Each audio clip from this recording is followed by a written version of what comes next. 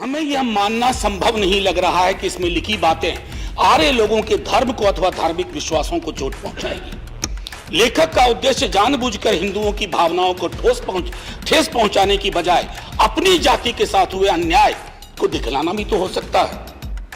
निश्चय ही ऐसा करना असंवैधानिक नहीं माना जा सकता है। तो बाबा साहब पर तो माला पहनाई जाए, उन पर फिल्में बनाई जाए, लेकिन उनके विचारों को आत्मसात ना किया जाए, क्योंकि आपके एथनोसेंट्रिक अप्रोच को बाबा साहब चैलेंज करते हैं। अरे जाति है कि जाति नहीं, स्वीकार कर लिया, क्यों नहीं जा रही?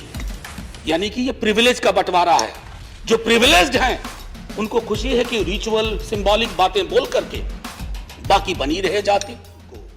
नहीं निगाह में मंजिल तो जुस्तजू ही सही, नहीं विशाल मयस्सर तो आरजू ही सही। न तन में खून फराहम, न तन में खून फराहम, न अश्क आंखों में, नमाज शौक तो वाजिब है बेवजू ही सही। ये फैज का था सर, फैज अहमद फैज का। अब इनको इंडिक ट्रेडिशन में हम कहाँ रखेंगे कि आप त्याग देंगे पता नहीं, अब तो फैसला आने वाली पीढ़ियां करेंगी। हमारे दोस्त अमर पटनायक जी ने कुछ मामला आसान किया, कुछ जवाहर सरकार जी ने। देखिए सर, माननीय सभापति महोदय, बड़ा मुश्किल दौर है। मिथ हिस्ट्री बन जाता है और हिस्ट्री मिथ बन रहा है। मिथक और इतिहास का फर्क अगर आप मिटाने पे आमादा हैं तो बड़ी मुश्किल होगी। आज तालियां बजेंगी लेकिन कल वो हाथ ही नहीं होंगे ताली बजाने वाले। सर अमर पटनायक जी ने एक और बात कही, वो था कल्चरल रिलेटिविज्म। उसके विपरीत एक कॉन्सेप्ट है इथनोसेंट्रिज्म। हम में से अधिकांश को लगता है ना कि हम जिस संस्कृति और सभ्यता में पले बढ़े हैं, दूसरों को तौलने का पैमाना भी वही होना चाहिए। ये टेम्पटेशन है सर, कई सभ्यताओं को ये टेम्पटेशन खा गया, लील गया। हमें इस टेम्पटेशन से बचते हुए कल्चरल रिलेटिविज्म को हमेशा तरजीह देनी चाहिए, तभी कुछ बात बनेगी। अब जैसे मैं एक बात कहूं, बाबा साहब भीमराव अंबेडकर, बाबा साहब भीमराव अंबेडकर कभी, माननीय उपसभापति महोदय, मैकॉले को हम काफी मैं समझता हूं तंज करके रेफर करते हैं, लेकिन कभी हम लोग को यह सोचना चाहिए कि दलित बहुजन चिंतक मैकॉले पे तंज क्यों नहीं करते हैं। वो क्यों मानते हैं कि मैकॉले ने कुछ द्वार भी खोले। मैं बाबा साहब की बात कर रहा हूं। बाबा साहब was of the view that India's future lies in western education and western institution. तो बाबा साहब पर तो माला पहनाई जाए, उन पर फिल्में बनाई जाए, लेकिन उनके विचारों को आत्मसात ना किया जाए, क्योंकि आपके एथनोसेंट्रिक अप्रोच को बाबा साहब चैलेंज करते हैं, उसको धूल धूसरित करने की कोशिश करते हैं।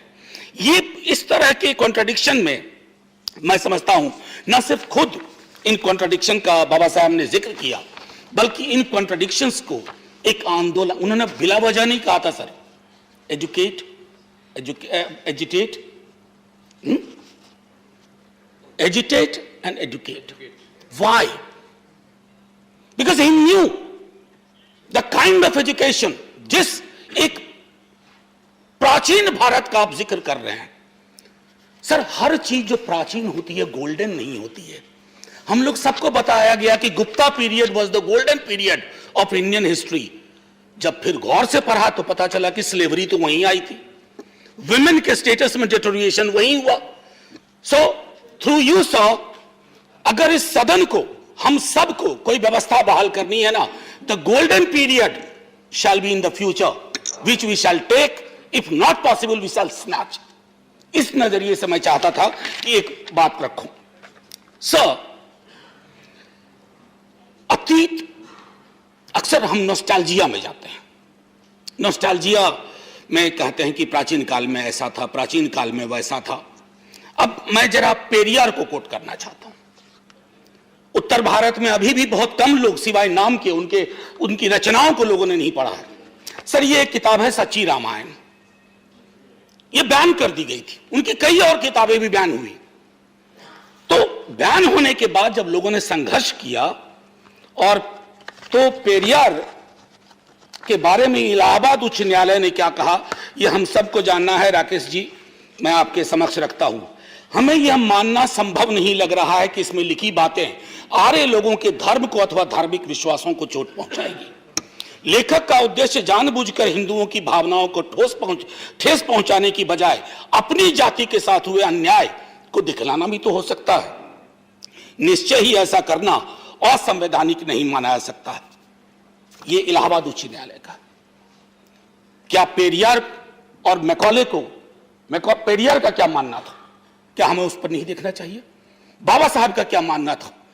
क्यों ऐसा होता है कि हमारी संकल्पना प्राचीन भारत की, जो हमारे तमिलनाडु के साथी भी कह रहे थे, शिवदासन भी कह रहे थे, हमारी संकल्पना उत्तर प्रदेश, मध्य प्रदेश, राजस्थान, ये जो काउ बेल्ट है, इसकी संकल्पना को ही हम प्राचीन भारत की संकल्पना मानेंगे तो कैसे होगा? एक भारत श्रेष्ठ भारत।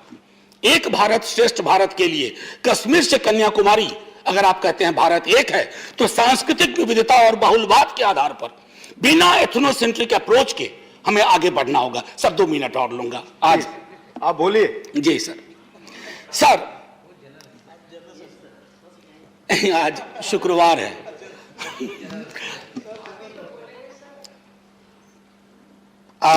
मैंने कहा ना कि अतीत की उल्टे पांव की यात्रा। अब एक चीज होती है क्रिटिकल पेडागॉजी। सर एजुकेशन के कई डिफिनेशन हो सकते हैं, लेकिन अल्टीमेट परिभाषा क्या है? Education should be an instrument for emancipation.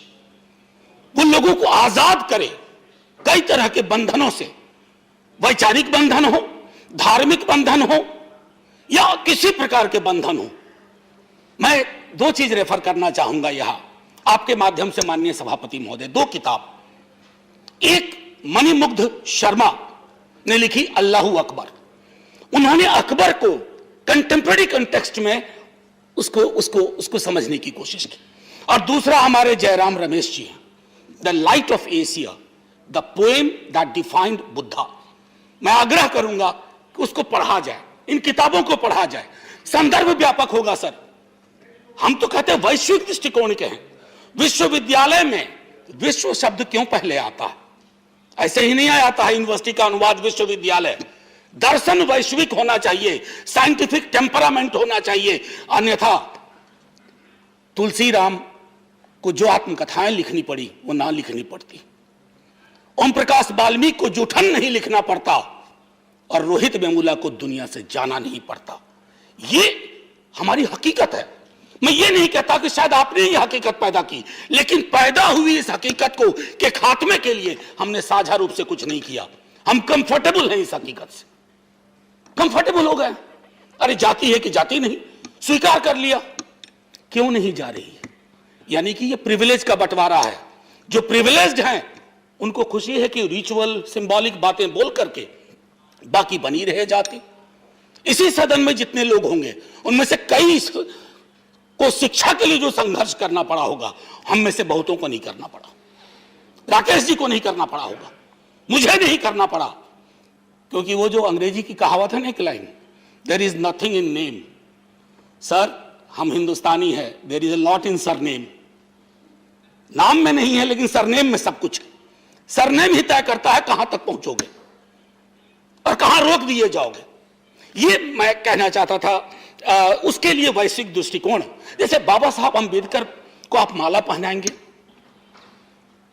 अप्रैल के महीने में कई आयोजन होंगे, ये नहीं सोचेंगे कि जॉन डुवी का क्या इन्फ्लुएंस था बाबा साहब पर। जॉन डुवी से बाबा साहब को अलग कर देंगे, कुछ हासिल नहीं होगा। फिर ये यूं ही बात हो गई ना कि मेरे दादा को एक हाथी था, हाथी मर गया, लेकिन मैं इस हाथी के सपने में आज भी कविताएं लिख रहा हूं ना। उस प्रवृत्ति से बचना होगा। फिर मैं कहना चाहता हूं सावित्री बाई फुले ने मैकॉले के बारे में क्या कहा, मॉडर्न एजुकेशन के बारे में क्या कहा, इंग्लिश इंस्टीट्यूशन और एजुकेशन के बारे में क्या कहा।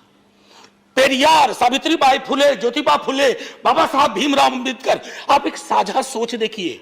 क्यों हमारे दलित बहुजन चिंतक उस तरह से नहीं सोचते हैं जैसा आप सोच रहे हैं, जैसा आपका रेजोल्यूशन सोच रहा है? कहीं तो लोचा है केमिकल। ऐसा क्यों हो रहा है?